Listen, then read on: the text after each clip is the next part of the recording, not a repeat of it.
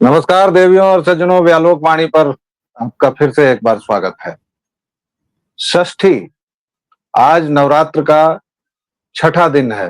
माँ की आराधना के छठे स्वरूप का दिन। माँ के छठे स्वरूप कात्यायनी को आज हम पूजते हैं। कात्यायनी के बारे में यह कहा जाता है कि वह ब्रजमंडल की अधिष्ठात्री देवी भी हैं, क्योंकि गोपियों ने जब कृष्ण को पाना चाहा था तो उन्होंने कात्यायनी की ही अर्चना की थी, पूजा की थी।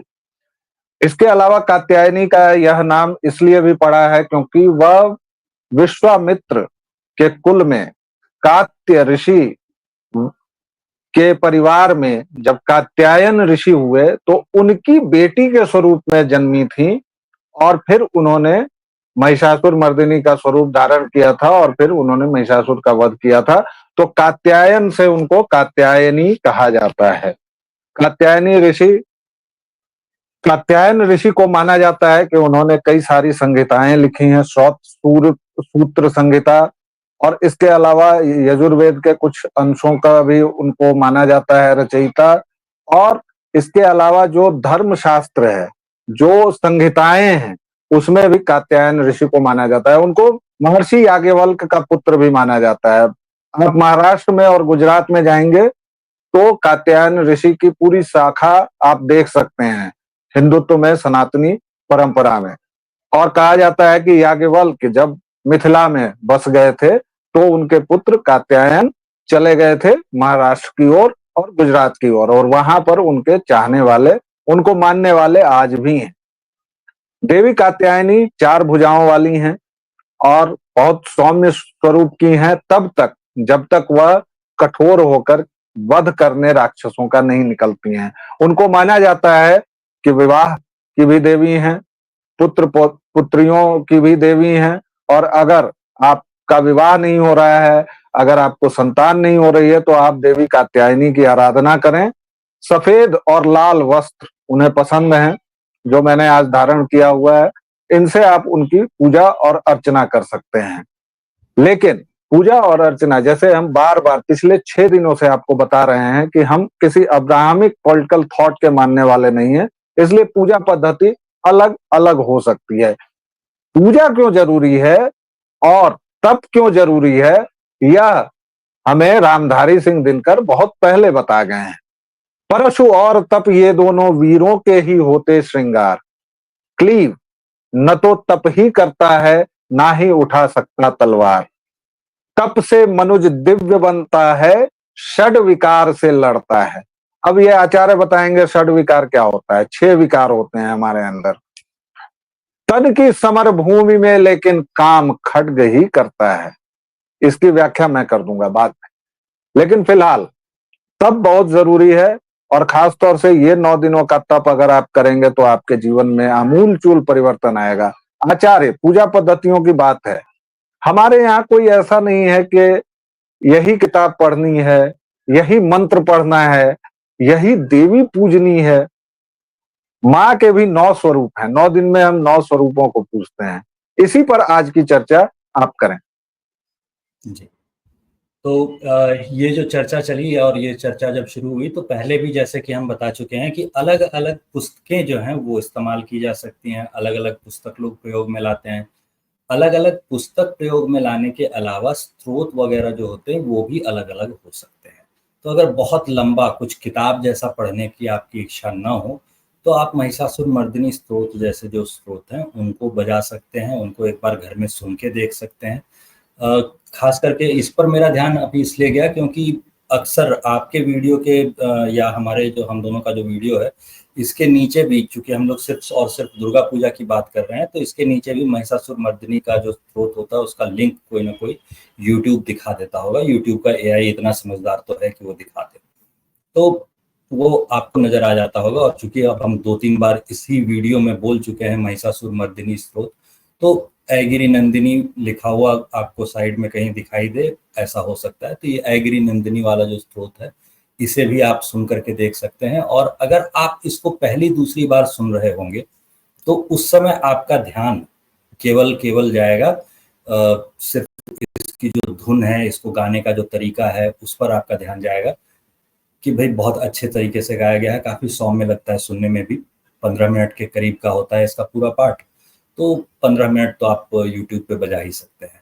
तो उतनी देर में आप इसे सुन सकते हैं। एक आध दो बार जब आप इसे सुन चुके होंगे तब आपका ध्यान इसके शब्दों पर और इसके शब्दों के अर्थ पर भी जाएगा।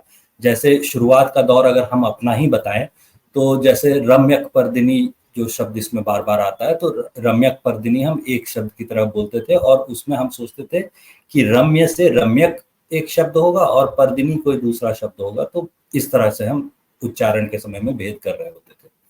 जब धीरे धीरे इसका अर्थ दिखने लगा तब पता चला कि रम्य ये सुंदर के लिए है और कपर्दिनी जो है, कपर्दिनी, ये जो हिस्सा होता है कपर्दिनी, इसका अर्थ होता है जटाओं से युक्त या सुंदर केश वाली। तो लंबे बाल और सुंदर केश थे, इसीलिए रम्य कपर्दिनी नाम पड़ा हुआ है। ये पहली बार पता चलता है। ऐसे ही जब जिष्णुनुते शब्द सुनाई दिया तो पहली बार सुना कि विष्णु नाम तो सुना था, ये जिष्णु क्या होता है। तो जिष्णु नाम जो होता है वो इंद्र का होता है और जिष्णुनुते का अर्थ होता है कि जिष्णु यानी इंद्र भी जिसकी उपासना करते हैं वो। तो ऐसे शब्दों का अर्थ जो है वो धीरे धीरे करके खुलने लगता है, समझ में आने लगता है। तो एक बार अगर आप इसे पढ़ के देखें तो भी कुछ फायदा हो सकता है। और युवा अगर विशेषकर, चूंकि हम लोगों का पूरा ध्यान ही इसी बात पर है कि अगर आप नई पीढ़ी के हैं तो आप कैसे इनको देख सकते हैं, इनको पढ़ सकते हैं। तो इस वजह से हमें ये स्रोत भी जो है वो याद आया।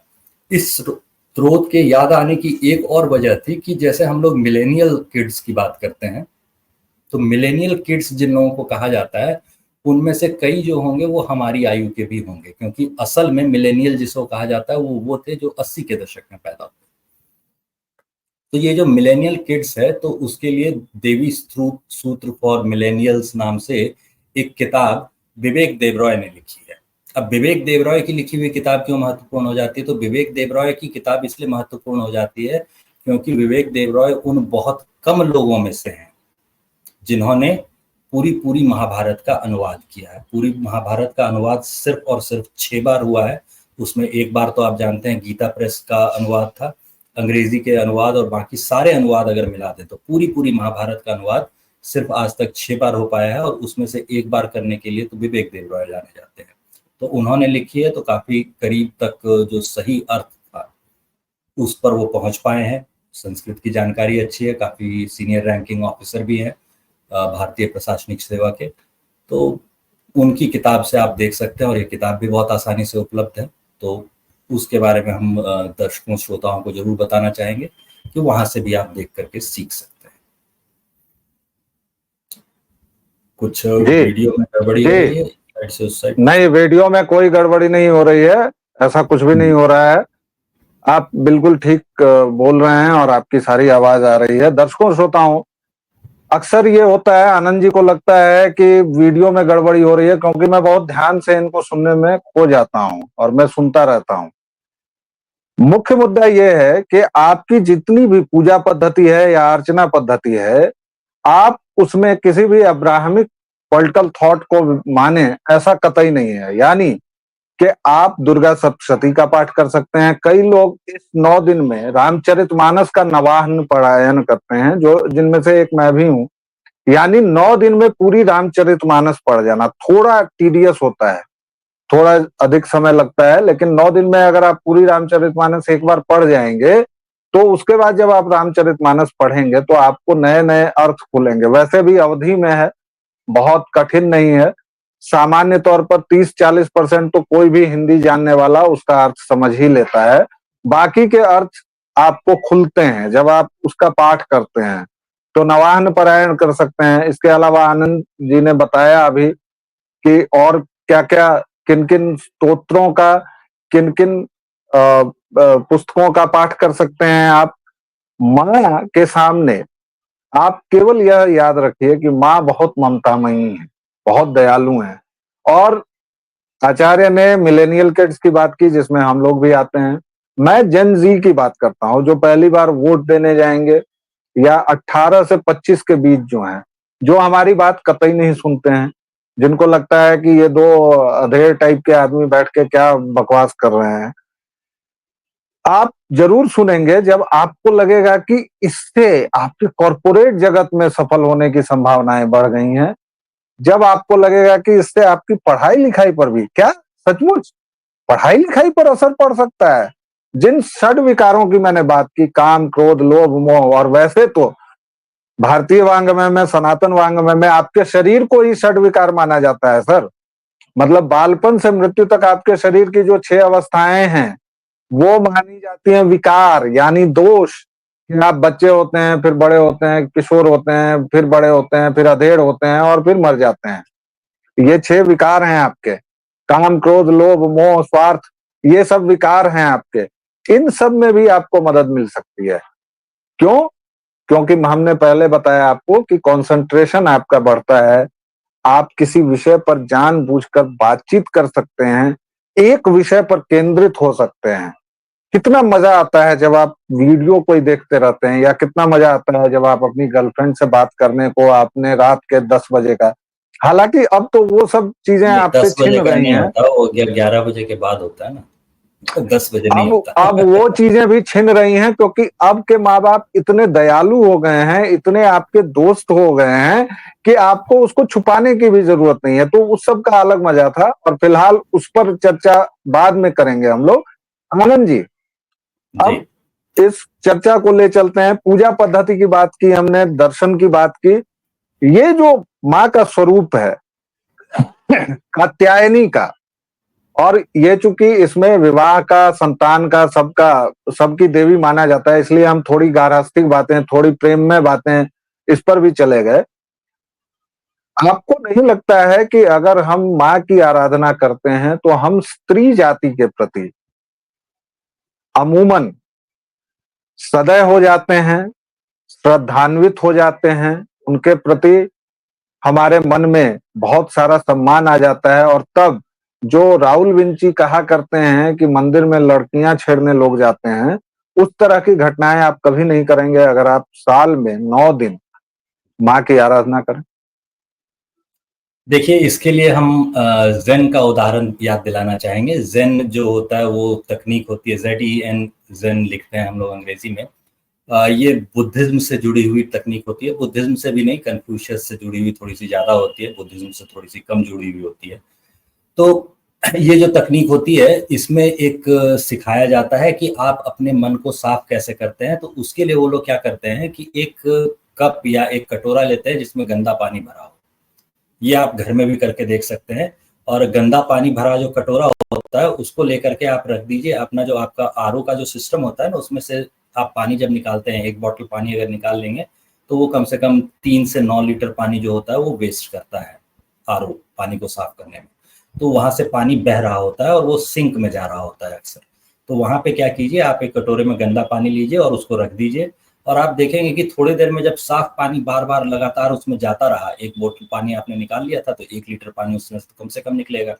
तो 1 लीटर पानी, साफ पानी जब कटोरे में लगातार थोड़े समय तक जाता रहा तो उसका परिणाम क्या हुआ, आप पाएंगे कि जो गंदा पानी था शुरुआत में कटोरे में, वो धीरे धीरे करके निकल गया और कटोरे में जो अब बचा हुआ है वो सिर्फ और सिर्फ साफ पानी है। तो जो तप या जप वगैरह की बात कर रहे होते हैं, तो उसमें शुरुआत में ऐसा हो सकता है कि आपके मन में जो बहुत सारे विकार हों, बहुत सारी कमियां हों, बहुत सारी गलतियां हों, वो जो है वो आपको ज़्यादा प्रभावशाली दिखें। लेकिन जैसे जैसे समय बीतता है, धीरे धीरे करके आपका जो ये विकार होता है ये साफ होने लगता है। लेकिन अभी इसके अलावा हम एक चीज़ पर और ध्यान दिलाना चाहेंगे कि जैसे आपने कहा कि कात्यायनी जो है वो ब्रज की अधिष्ठात्री देवी होती है। तो इससे जुड़ी हुई बहसें आप अभी हाल में सुन चुके हैं। कोई जो है वो माफ़ी मांगने जा रहे थे, एक तथाकथित संत, और एक दूसरे तथाकथित संत जो थे वो उनको कोस रहे थे, या जो बुरा भला कहा जा सकता है वो कह रहे थे।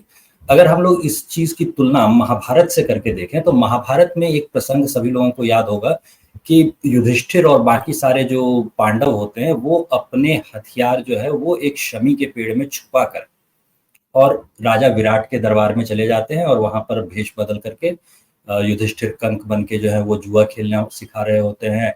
तो वृकोदर बन के भीम जो है वो खाना पका रहे होते हैं, नकुल सहदेव अस्तबल की सफाई वगैरह में लग जाते हैं, और अर्जुन जिनके धनुष की टंकार भर से जो है वो युद्ध का फैसला हो जाता था कि कौन जीतेगा, वो बृहनल्ला बन के नाचना सिखा रहे होते हैं।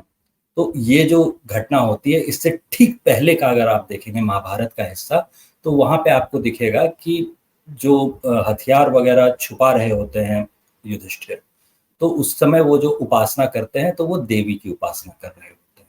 और उसमें अंत का जो हिस्सा देखेंगे आप, तो वहाँ पर अंत के हिस्से में आपको नज़र आएगा कि देवी उपासना का जो ये स्रोत है, इस स्रोत में वो कह रहे होते हैं कि जो एक स्वरूप जो कृष्ण की बहन का था, तो जैसे ही वो कृष्ण की बहन का कहते हैं, तो आपको जिन लोगों को संदर्भ पता है उनको ये याद रहता है कि अंतिम जो कंस जिन 8 लोगों को मारने पर तुला हुआ था कि 8 के 8 बच्चों को जो संतान होंगे देवकी और वसुदेव के, उनको मैं मार दूंगा, तो उसमें जो अंतिम है वो अंतिम एक देवी होती हैं, जिसे वो जैसे ही मारने का फेंक देने का प्रयास करता है तो वो हवा में उड़ जाती हैं और देवी का स्वरूप प्रकट होता है और उसके बाद वो विलीन हो जाती है। तो ये जो एक कृष्ण की बहन वाला स्वरूप होता है, इस स्वरूप को भी युधिष्ठिर याद कर रहे होते हैं और यहाँ पर उसका जिक्र आता है।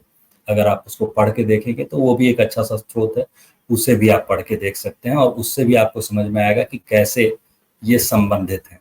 और युधिष्ठिर के बारे में जो कहा जाता है कि युधिष्ठिर असत्य नहीं बोलते थे, उसके बारे में भी एक बहुत इंटरेस्टिंग सी जानकारी यहाँ पे मिल जाती है कि युधिष्ठिर जब और सारे पांडव जब यहाँ पर अपने अस्त्र शस्त्र छुपा करके निकलते हैं, तो अस्त्र शस्त्रों को कोई छुए ना या कोई वहां देखे ना, इसके लिए वो क्या करते हैं कि वो एक शव जो होता है, किसी का शव लेते हैं, उसे कपड़े इत्यादि में लपेटते हैं और उस पेड़ पे टांग देते हैं।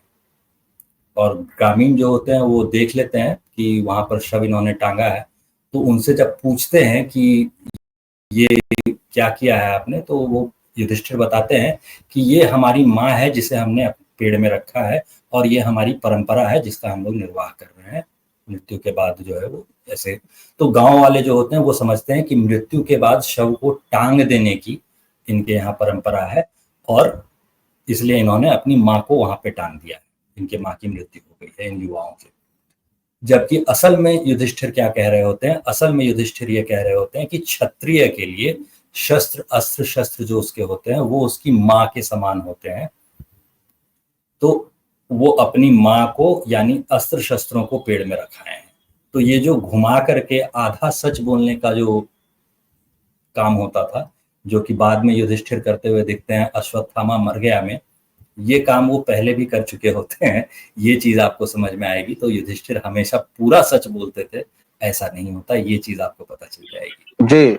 और आनंद जी की जो पुरानी आदत है कि ये हारमोनियम बजाते हुए इधर उधर निकलते हैं, निकल जाते हैं और मैं इनको बीच बीच में पकड़ कर लाता रहता हूँ। और दर्शकों श्रोताओं, आपने कई बार कहा है कि आनंद जी को स्ट्रक्चर्ड बोलने को कहें, क्योंकि वो कई बातें आपको एक साथ इतनी बातें बता देते हैं कि आपको लगता है कि ये पकड़े या वो पकड़े। लेकिन अभी 4 दिन और हैं। कोई खास विषय हो, कोई खास प्रश्न हो तो आप जरूर पूछिए। फिलहाल इतना याद रखिए कि आपके ऊपर चौतरफा प्रहार हो रहा है। अभी ताजा उदाहरण मैंने देखा है एक अंग्रेजी अखबार का, जिसमें यह बताने की कोशिश की गई है कि नवरात्रि और दुर्गा पूजा अलग अलग होते हैं और उनको राज्यों के आधार पर बांटने की कोशिश की गई है। यह कितनी मूर्खतापूर्ण, जहालत भरी और विद्वेषपूर्ण हरकत है, इस पर हम लोग बाद में चर्चा करेंगे। फिलहाल के लिए इतना ही। दुर्गा पूजा की बहुत बहुत शुभकामनाएं आप सभी को। आज षष्ठी है, कल से माता रानी की आंखें खुल जाएंगी और आज से मेला लगना शुरू हो जाएगा। आप सभी स्वस्थ रहें, खूब मजे करें, खूब आराधना करें और सब पर माँ की कृपा बनी रहे। इसी प्रार्थना के साथ मुझे और आचार्य आनंद को दीजिए विदा। व्यालोक वाणी पर अपना स्नेह और प्रेम बनाए रखें जैसे आप लोगों ने बनाए रखा है। Please like, share and subscribe, घंटी दबा दें ताकि आपको अगले वीडियो की सूचना मिलती रहे। आनंद जी, बहुत बहुत धन्यवाद। 5 दिनों 6 दिनों से लगातार आप हमारा साथ दे रहे हैं, बहुत बहुत शुक्रिया, धन्यवाद। जय सिया राम, जय माँ भवानी। जय श्री राम, जय भवानी।